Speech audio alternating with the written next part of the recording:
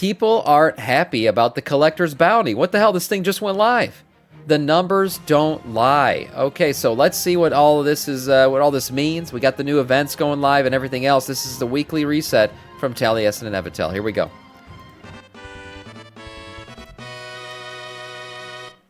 Oh, Tally, there you are. What are you doing in Ice Crown? Oh, Evie, I Getting am glad invincible. you are here for this momentous moment. After 15 years, I'm about to finally loot Invincible. I'm gonna do this when I log in. Wow, congrats. Have you been farming it that long? Well, farming it, no, I'm not a sweat, but I have thought about it, like, loads, and how much I really, really want it. And now with the Collector's Bounty buff, it's pretty much guaranteed. I can't wait to share the screenshot on Instagram. Actually, would you mind taking a photo of me on your phone?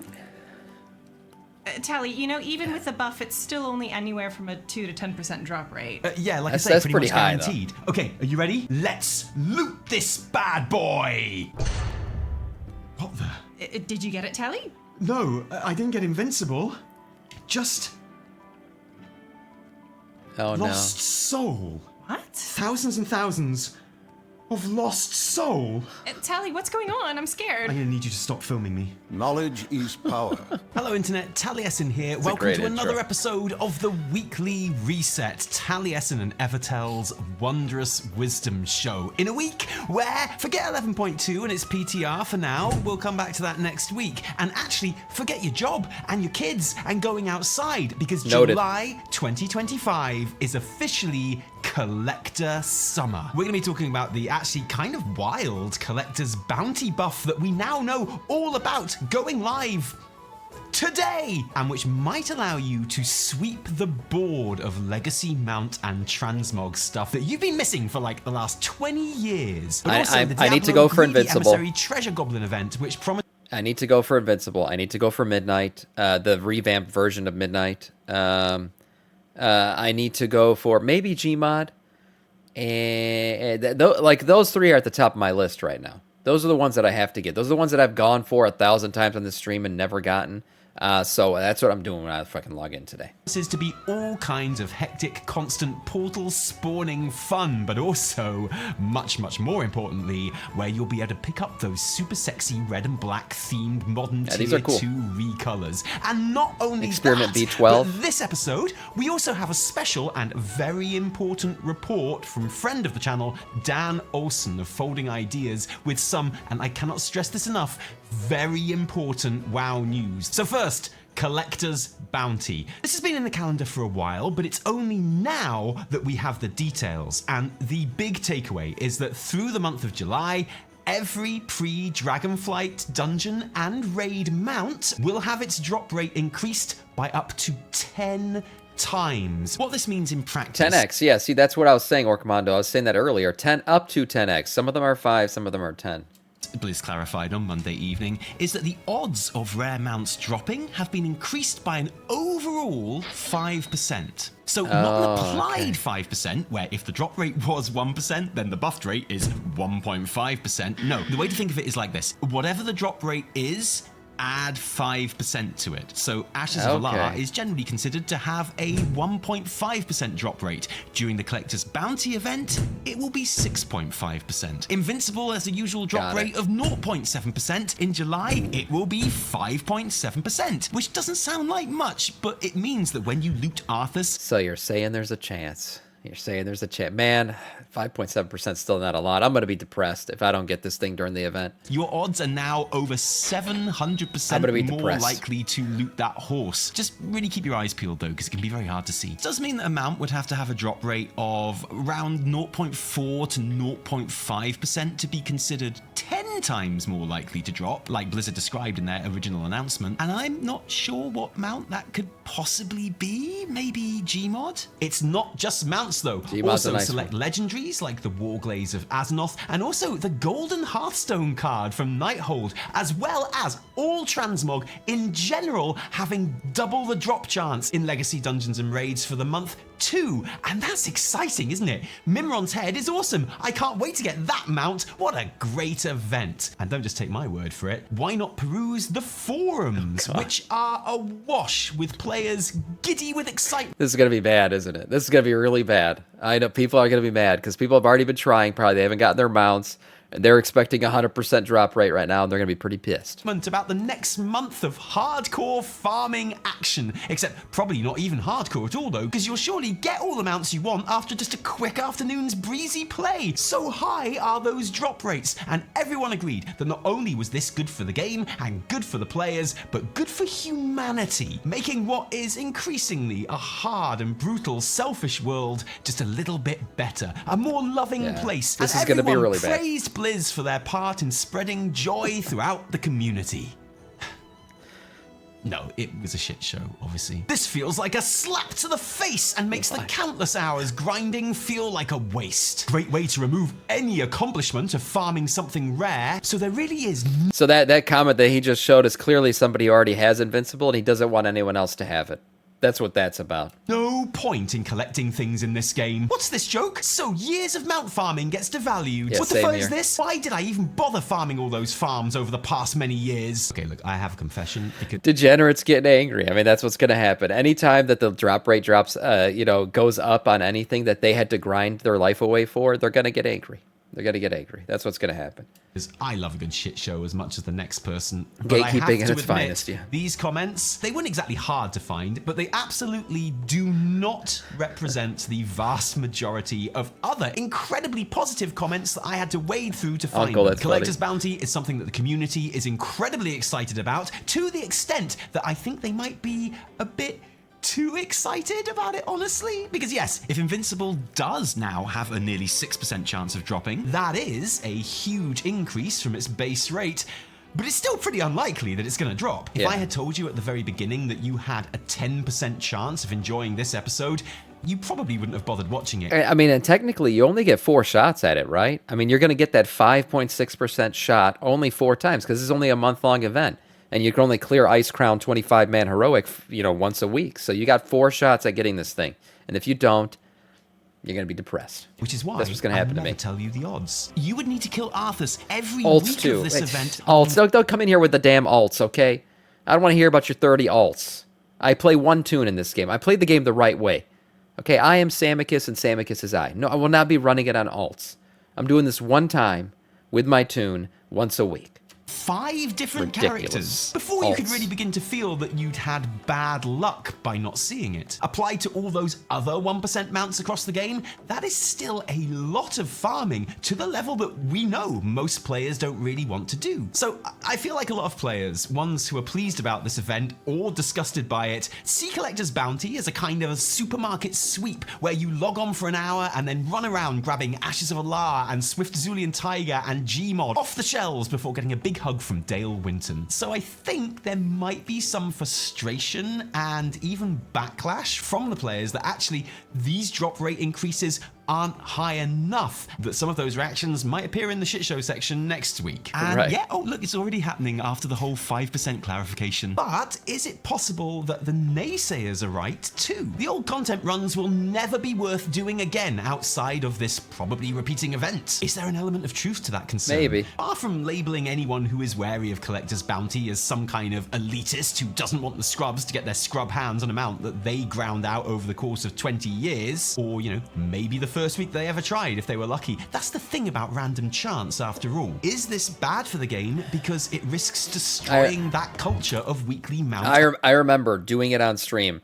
I kept going for the red scythe, right, that drops off of Argus. You know the red scythe, the freaking special ass weapon that drops off of Argus. Tried for it many times. I'm a Death Knight. I'm a Blood DK. How would I not want a red fucking scythe? That's amazing. And then finally I did it one day, and this one guy shows up from stream and says, "Hey, what are you going for?" I'm like, "This really cool red scythe." He's like, "Oh, can I join? I've never tried to get that before." Drops for him. Drops for him. He didn't even know why he was joining. And you know who you are. You know who you are. He's in chat today. Yeah. It dropped for him, and I stopped going for it ever since. I never went for it again. That pissed me off so much that I never went for it again. So just remember, a lot of these people who are angry, they're like, "Oh, this guy's going to get invincible. Yeah, I already have." They probably went in one time and fucking got it. Okay? Yeah, it was Cadence. Yeah, it was Cadence. He still has it. And I hate him for it. Every day that I see him in this chat, I hate him for it.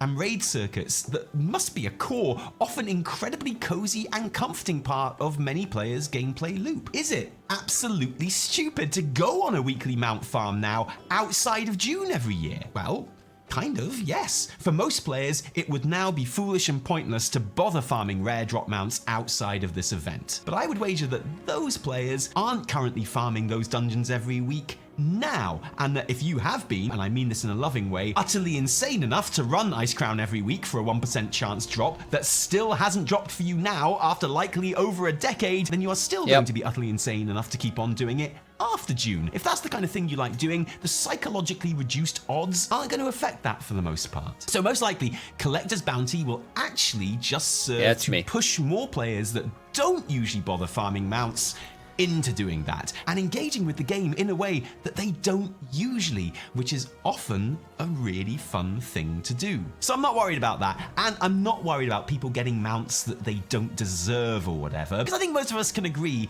that's dumb in this context. Seeing someone with a rare drop chance mount might mean that they spent years grinding for it, or it might mean that they got it ran right the raid away once in 2008 and got the drop first time. To connect random chance to hard work or even virtue is oftentimes completely inaccurate. And even then, even during Collector's Bounty, players still have to do the thing. They still have to run the dungeons and do the farm. The rewards still aren't gotta for do it. free. They're just more likely to. Not only do you still got to do it, like I said, there's limited chance to get it. I mean, yeah, you got your 50 alts, okay, but you always have your 50 alts. Your chance has just gone up a little bit, but these things are still going to be rare, and you're still going to have to run the shit and get the shit done to do it. Raids today, Sam? Nothing but legacy raids probably today, Zelda. We're probably not going to run the regular raid today. I'm going to try to get these runs done, see if I can get some mounts. Occur. If your hard work and talent IRL had more chance in resulting in you becoming a billionaire, like if work and success was more deterministically linked than they currently are, that would be a good thing, right? That would be something we would all celebrate, right? So like I say, I don't think many people are actually upset about the idea of the sanctity of these mounts being sullied somehow. I think that's a very angry WoW YouTuber circa 2017 kind of view. I think we've all moved on from that a bit. Even people that have them and did work very hard for them generally seem very excited about this event. But don't spend all your time farming the Abyssal Worm, because you're going to need to put at least some grind time aside for this month for the Greedy Emissary event, the return of Diablo's anniversary lootathon, which is even more looty than ever this year. Basically, you're going to want to collect all the Hellstone shards currency you can, and you're going to do this mainly from killing greedy goblins that are going to pop out of portals that spawn on the hour and will drop Hellcaller chests. The first 10 of these you loot every day will net you 6 Hellstone shards each, with further chests having a random chance to award you some. The chests can also drop Didn't somebody in the chat already say they have like freaking 80 of these Hellstone shards? I don't even know if that's possible, but that's what he said. Yeah, and I mean, I guess it is possible. WoW players are degenerate fucks, so that's probably something that is true. But I think you need like 40 of them to buy a tier set. So you got 80. You're gonna already get yourself 2 different tier sets, tier 2 sets at least. Let us lay waste to this realm. Microdose, thank you for the follow, man. Welcome to our Scourge. Yeah, the Undermine. Yes, farming them in Undermine is the best way to do it. If you kill elite mobs, each elite mob has can spawn a portal as long as they don't have the debuff on them, and the debuff lasts 1 hour. So every elite mob, every hour can spawn these portals. Plus, you get the portal spawning event itself in Undermine. So Undermine's the best place to farm these. We talked about that earlier. So you can get this shit done fairly quickly, and maybe get the charger as well. The what's it called? Elixirs that can be applied to the portals to give affixes to them. 158, Most brutal affix, obviously, being the absolutely brick your game with lag affix, and make them spawn even more goblins to drop more chests and give you more lovely shards. So, many shards, much portals, big win. And the reason you want those shards is so you can head to the vendor hanging out in Dornogal to buy these sexy new up-resed tier 2 recolors in red and black and other edgy colors like that. Mostly red and black. And yes, well done, Blizz. You've successfully made me care about the Diablo Anniversary lag fest with your sexy red armor sets. Well done. And also, Laggy as there shit. are other smaller rewards and nuances to the event too, including the recolored Tyrael's charger mount. We're gonna go I ahead. said Anarius? Yeah, it's Tyrael's charger. Why did I say Anarius? Isn't he another Diablo character? I think he is. I'm not and tripping. link the relevant Wowhead article below, as well as a handful of others on the week's news that we think you'll like to peruse at your leisure. And now, it is time for a special guest report from Dan Olsen of Folding Ideas, the man behind, in my opinion, the 2 best World of Warcraft videos on YouTube, in perhaps his most important expose on the game yet. What you're about to see may shock you. On May 6, 2025, Reddit user KBearForLife posted the following. This post outside of the auction house is not parallel with the curb. Every other post is in Dornegal. You are welcome. So the thing with this post is that he didn't even know how deep the rabbit hole goes. Not only is that lamp askew, basically none of the plinths that line the walkways of Dornegal are fully aligned in all 3 dimensions. Some are extra high, some are extra low, some biased to the front, others biased to the back. In fact, the longer you look at Dornegal, the more and more you notice that while the city looks like it's geometrically precise, almost all of it is just a little bit off. Oh my god, that's so antithetical to the lore too, because these guys are this city was literally built by these workers who were created by the Titans, and the Titans require perfection. If the Titans found out about this shit, they'd come wipe them off the face of the planet. Oh my god, this is crazy. That aren't symmetrically aligned to the terrain around not them, expecting leading lines that aren't continued, awnings that aren't centered over doorways, little discontinuities all over the place. This rock garden outside of Foundation Hall gets wackier and wackier the longer you look at it. Oh my god. Dornegal is actually very, very crooked. So why is this? Okay, so asymmetry has been very important to Warcraft from the very start. Going all the way back to the beginning, Warcraft 1 and 2, a lot of the signature look comes from the subtle use of asymmetry. The tusks framing the entryway of the Orc Town Hall aren't the same height. The towers around the barracks aren't quite evenly spaced. And how could we ignore the Orc Grunt's iconic, massive single pauldron? And this asymmetry even has an impact on gameplay, or at least game feel, because the Grunt's huge pauldron gives it a very distinct silhouette with a strong sense of direction to it. It communicates facing and direction of travel. Now, facing is not particularly important in Warcraft 1 and 2. It has no mechanical impact on gameplay, but it feeds into that special something that makes it easier to keep track of what's happening on screen and makes the game more fun to watch and play. Importantly, it makes the game look more, I don't know, this old one, it's like for me, it's like an art choice, right? To not have perfectly symmetrical buildings. I mean, these are orc huts. They shouldn't be perfectly symmetrical. Whereas like maybe a Stormwind Castle has a bit more symmetry to it. These are supposed to be kind of ragtag looking shit. So that's why I thought that this was all asymmetrical. Dornegal, though, on the other hand, what is this shit? This should be symmetrical. What the hell? Because they're made by Earthen. Earthen are supposed to be like these perfectionists. They're literally Titan creations. No, Sam, too busy reacting. Warcraft's aesthetic categorically rejects symmetry, or that symmetry is bad. We're not here to bash symmetry. Symmetry can be great. It can be beautiful. It can be spectacular. Because we do see a lot of symmetry in the art. This is what I was saying. Human structures in Warcraft 3, like the Barracks, Altar of Kings, and Guard Tower, are very symmetrical. But even then, we've got other design elements like tapering that keep things from looking too perfect. What we're talking about is specifically the role of asymmetry in Warcraft's aesthetic. Because that's the trick here. It is possible for things to be too perfect.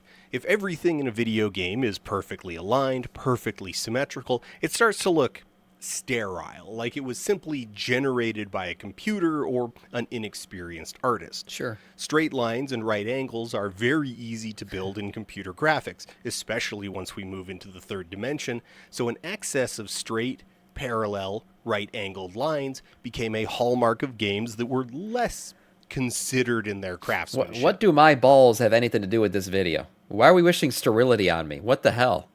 What's going on here? Why are you guys getting angry? This is very interesting stuff. Deliberate imperfection, on the other hand, takes work, and this aesthetic, the oversized, skewed, irregular geometry, carried over into WoW. The world of Warcraft is really lumpy. Take the city of Dalaran, for example. Very lumpy.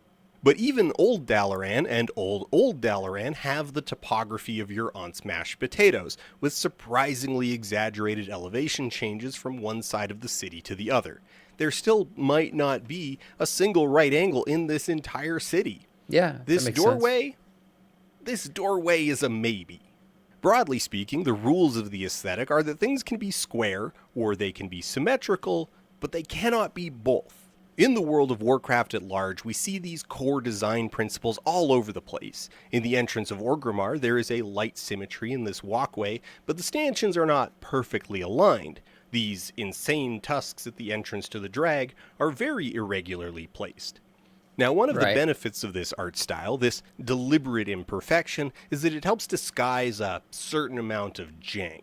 World of Warcraft has basically always been too big for every single corner of the world to get the same amount of love and care as every other corner. The alignment of this texture in Sunreaver Sanctuary has just never quite sat right, but it doesn't pop out either. If you were just running past, you'd probably never notice because it's right next to stairs that look like this. With all this in mind, let's look again at Dornegal. Dornegal does have a problem, but that problem isn't the uneven plinths or the crooked lamps. The problem is too many straight lines.